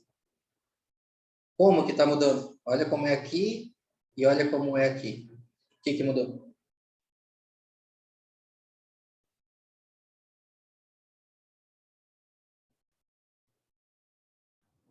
Parece que vai se afastando de uma distribuição normal. Se afastando de onde para onde? Da média, né? Não está mais concentrado ali no meio, parece que vai criar um outro padrão. Onde parece mais normal para você? Aqui ou aqui? Próximo de zero ali, né? Isso aqui parece normal para você? Perto de 9, parece mais normal com aquele rabinho. Não, parece que tem uma continuidade, né? Olha só, o que a gente acabou de falar aqui. Ó. Quando a média é baixa, como é a distribuição de frequências das contagens? Fortemente assimétrica, tá vendo? Você tem um monte de valores altos e poucos valores baixos. Aí tem um rabinho aqui, tá vendo? Contagens mais altas são pouco frequentes. Contagens mais baixas são muito frequentes. Qual é o menor valor possível? É zero. Então, nunca passa de zero, tá? Aumenta o lambda para 3. Mesma coisa. Contagens mais baixas são mais comuns. Contagens mais altas são menos comuns. Então, você ainda tem um rabinho aqui para a direita, tá vendo? À medida que a média aumenta, ou seja, que o lambda aumenta, o que acontece com a forma da distribuição? Ela vai ficando mais espalhada e mais simétrica. Mais espalhada e mais simétrica. Até que uma hora você olha para ela e diz, olha, eu reconheço essa forma aqui. O que isso parece? Um sino, correto? Então lembra, quando a média é muito alta, ela fica igual à distribuição normal. Não tem diferença, é a mesma coisa. A diferença é quando a média das suas contagens é baixa, porque ela fica assimétrica, tá vendo? Então, olha agora de novo para esse gráfico. Percebe que quando a média é baixa aqui, ó, valores baixos de média, tá vendo como ela é mais assimétrica? Você tem muitos valores concentrados aqui embaixo, perto do zero, tá vendo? Valores baixos. E aí ela tem um rabinho esticado para cima, poucos valores altos, tá vendo? À medida que a média aumenta, ela vai ficando mais espalhada, mais espalhada, mais espalhada. E também vai ficando mais simétrica. Tá vendo que aqui é mais simétrico do que aqui embaixo? Tá vendo que é muito mais concentrado aqui, ó, os valores em valores baixos do que aqui, ou do que aqui, ou do que aqui? Bem mais espalhado aqui do que aqui embaixo, né? Por quê? Porque é isso aqui que está acontecendo. A média está aumentando, a distribuição, a variabilidade está ficando mais espalhada. menos assimétrica e mais simétrica. Então, é exatamente isso que você está vendo aqui. Ó.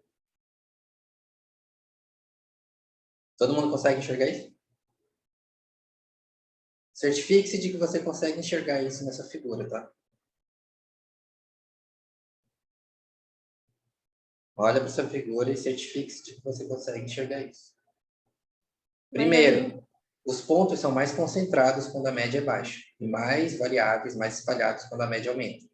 E segundo, a forma da distribuição aqui, ó, é mais assimétrica. Muitos valores baixos, poucos valores altos.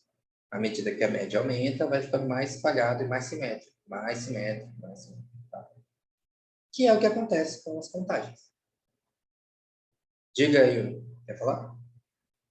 Não, só falei que a linha em 3 até parece um pouco mais simétrico, mas ela é muito pontuda, né? Então, é mais, só vai atenuando, né? Isso, exatamente. E também lembra que quanto mais pontos você botar aqui, né, mais bonitinha vai aparecer essa curva. Né? Essa curva bonitinha, como é que você vê isso? Isso é uma amostra gigantesca, né? Uma amostra grande. Se for uma amostra menor, lembra que pode aparecer coisas mais variadas. Né? Tá? Mas, em geral, é isso que acontece.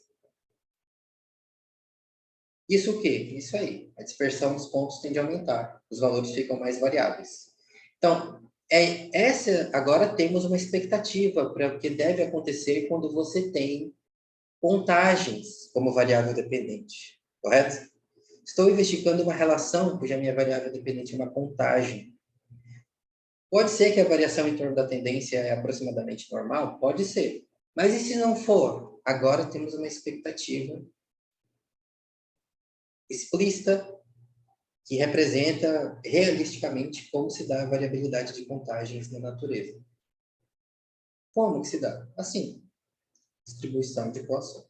Toda vez que você conta uma coisa, seja um indivíduo, seja um objeto, seja uma coisa qualquer que está espalhada aleatoriamente no espaço, ou ao longo do tempo, a distribuição de frequências das suas contagens tende a ter esta forma.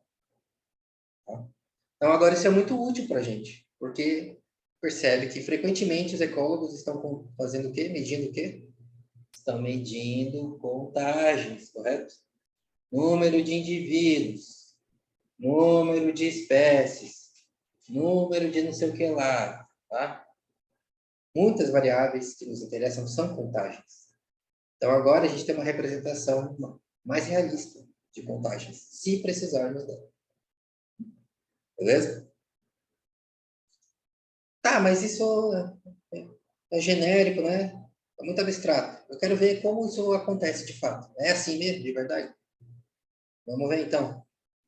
Vocês vão literalmente criar um modelo linear para contagens, que é a distribuição dos resíduos naturalmente emerge de uma distribuição de contagens, dada pela distribuição de Poisson. Então, usa a distribuição de Poisson para simular contagens e faça um histograma. Aí, repete isso algumas vezes com diferentes valores de média. Lembra que a média agora a gente chama de lambda, para ver como a forma da distribuição muda. Aí, o R tem uma função padrão para simular valores a partir de uma distribuição de Poisson, que é essa função aqui, ó. R POA. Mas aí você pode ler R POIS, não tem problema, tá? Lembra que é de Poisson, é francês. Aí você vai usar essa função para simular uma relação entre duas variáveis, sendo que a sua variável dependente é uma contagem, cujos valores são dados por uma distribuição de Poisson. Aí você vai repetir essa simulação algumas vezes para ver o que acontece com o seu gráfico. Em geral, como é que fica? Como que é? Tenta ver essas coisas que a gente conversou agora nessa figura, tá? Vê se você percebe isso. Como muda a dispersão dos pontos ao longo da relação e como a forma da distribuição dos pontos muda ao longo da relação. Beleza? 15 minutos, aí a gente volta aqui para conversar sobre o resultado.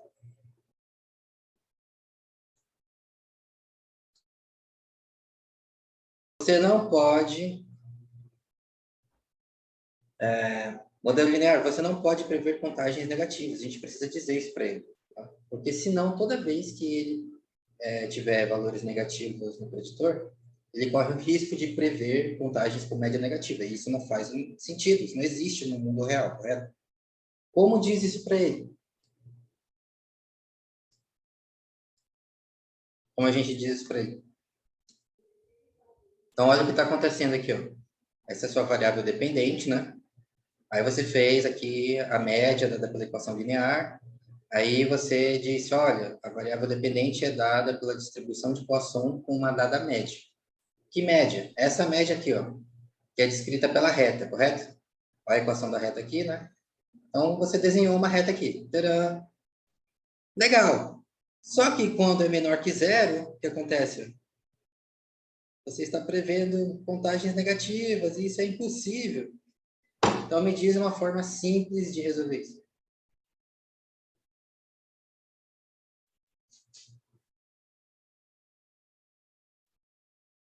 Intuitivamente, nós podemos usar uma equação que nunca prevê valores negativos, correto? Se quando a nossa reta chegasse aqui perto do zero, a gente pegasse e dobrasse ela assim. Ao invés de uma reta, usa uma curva que nunca pode ser menor que zero. Qual é a função matemática que não é definida para valores negativos? Lembra disso? Potência. Log? Log! Lembra que você tentou fazer lá log de zero e não deu certo? Por quê? Porque não existe log de zero. Então, você pode fazer isso aqui, ó. Ao invés de eu falar que a média é igual a A mais B vezes X, e aí eu corro o risco de ter médias negativas, isso não faz sentido para contagens, eu posso dizer o log da média é igual a A mais B vezes X. Porque eu sei que não existe log de número negativo nem de zero. Logo, se eu disser log da média, é impossível o meu modelo prever valores negativos agora. Então, eu estou dizendo para ele, a partir de agora, você não vai prever nunca mais nenhum valor negativo, porque não existe log de números negativos. Tá? Mas isso aqui, você já sabe que é a mesma coisa que...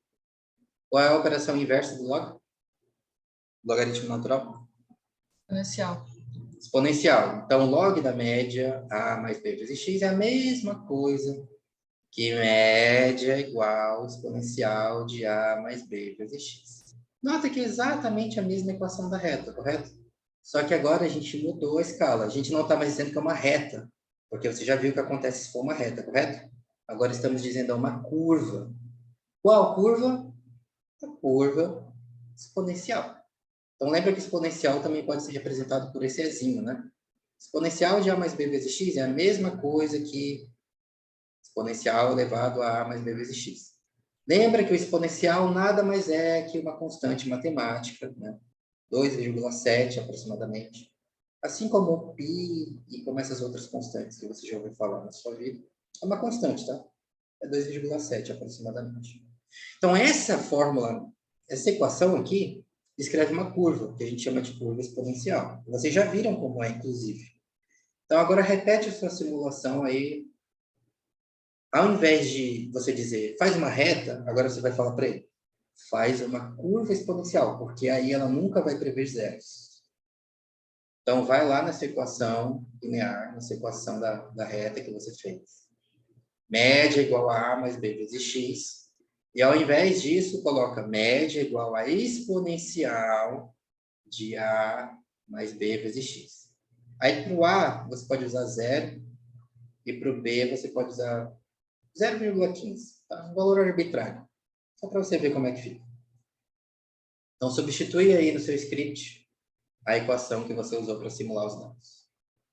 Média igual a exponencial de 0 mais 0,15 vezes x. Faz o gráfico de novo e vê como fica.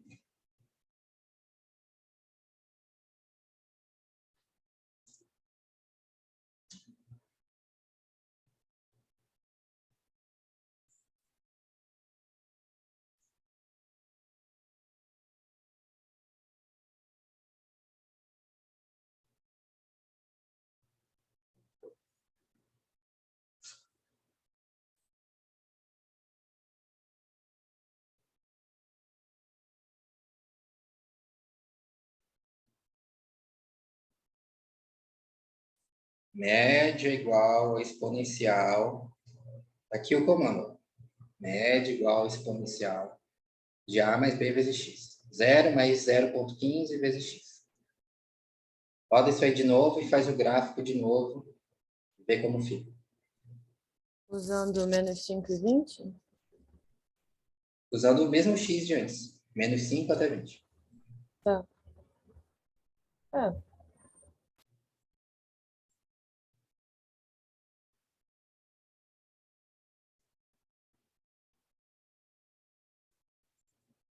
Ficou mais parecido com aquela outra. O que acontece agora quando os valores negativos lá do X? Agora eles são captados, né? Agora ele prevê alguma coisa, né? Mas ele prevê alguma coisa menor que zero? Sim. Contagens menores que zero? Não, contagem não. Ah, fechei aqui. Olha o Y, né? As contagens. Para tudo no zero. Agora você tem um negócio tipo isso aí, né? Tá vendo o que aconteceu aqui, ó? Quando chegar no zero, valores negativos. Aí é o que acontece? Ele nunca passa de zero, percebe? Era por isso que estava dando erro antes? Exatamente. Por que deu o aviso lá quando você tentou rodar? Apareceu warning, né? Cuidado, atenção. NAs gerados. O que é NA? No R, NA significa valores ausentes, vazio. Ele não consegue gerar os valores. Por quê? Porque você estava dizendo para ele, usa a distribuição de Poisson para gerar contagens cuja média é negativa. Mas isso não existe, porque não existe contagens negativas. Agora que você passou para o log da média, vai usar a equação exponencial, né? Agora você tem uma curva. Então, nunca mais é abaixo de zero. Então, resolvemos o problema das contagens negativas. Essa é a forma mais simples de resolver, tá? Como os estatísticos chamam isso? Eles chamam isso de função de ligação. Em inglês, chama link function. Já ouviu isso? Link function. Função de ligação. O que é isso? É essa mudança de escala da média do seu modelo linear para que ele prediga valores que fazem sentido. Para ele não ficar predizindo coisas que não podem existir no mundo real, entendeu? Nesse caso, não pode ter contagem negativa. Então, qual é a função matemática mais simples que a gente pode usar para fazer com que ele preveja apenas valores acima de zero? Zero ou maior que zero? É o log da média. Então, a função de ligação, a gente diz, é o log. Qual é a função de ligação desse modelo linear? É a função log, que agora ele nunca mais vai prever valores negativos. E automaticamente você não tem mais uma reta, percebe? Agora você tem uma curva. Então, esse é o modelo linear mais simples possível para descrever contagens explicitamente.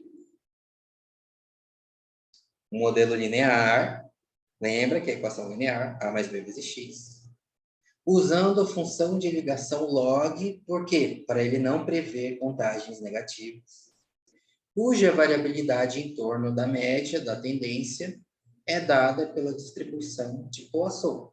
Por quê? Porque essa é a distribuição natural que contagens de coisas aleatoriamente distribuídas no espaço tende a ter. Esse é o modelo mais simples, o modelo linear mais simples para contagens. Perguntas sobre isso? Agora você tem um modelo linear de Poisson.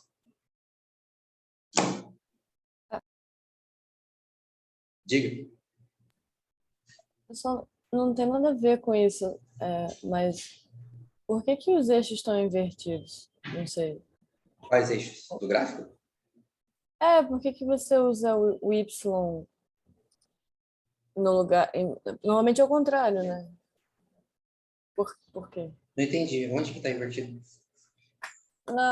O Y e o X, normalmente os gráficos eles ficam na posição contrária. O X fica sempre...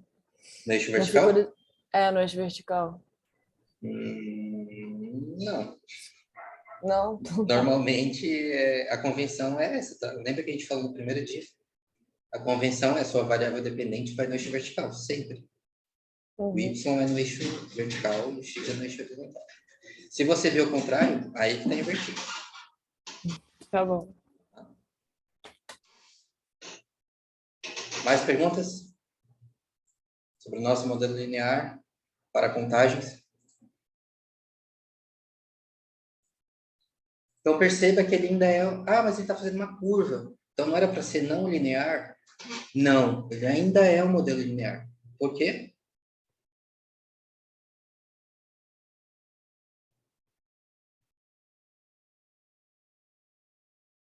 Por que ele ainda é um modelo linear? E você só usou uma função de ligação para que ele não previsse valores negativos, mas... É só uma inclinação, né? Você continua usando a equação linear, percebe? Você só fez mudar a escala que ele está prevendo a média. Aí, quando fez isso, virou uma curva. Mas a equação linear ainda está aqui, percebe? A mais B vezes X é a equação da reta. É a mesma equação da reta. Então, isso ainda é o modelo linear. O que mudou é que agora você está prevendo a média numa escala diferente. No caso, a escala log.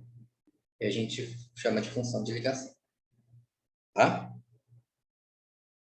Muito bem. Então, você já viu, já simulou, né? Acabou de usar seu comando aí para simular dados, viu como é que fica. Então, temos um modelo linear para contagens que você pode usar, inclusive, para simular dados de forma realista. Aí gera uma nuvem de pontos como essa que você está vendo aí, que é uma representação realista de uma relação envolvendo contagens. Mas esse modelo que a gente criou aqui, ele só serve para simulação, correto? Na maioria dos casos, você não quer inventar dados, simular dados. Você quer o quê? Você quer inferir relações entre variáveis do mundo real usando uma amostra, correto? Então, nosso próximo passo é, agora que nós temos um modelo linear apropriado para contagens, como é que faz para usar esse modelo para estimar parâmetros do mundo real? Tem uma variável dependente que é contagem. Tem variáveis independentes que são qualquer coisa. Estou interessado na relação entre elas. Posso usar esse modelo para investigar essa relação, inferir, estimar o valor do A, o valor do B, estimar a relação no mundo real? Pode. Como? Aí vamos descobrir de tarde. Mas você já tem um spoiler. Qual é o spoiler? Se você usar mínimos quadrados aqui, o que vai acontecer?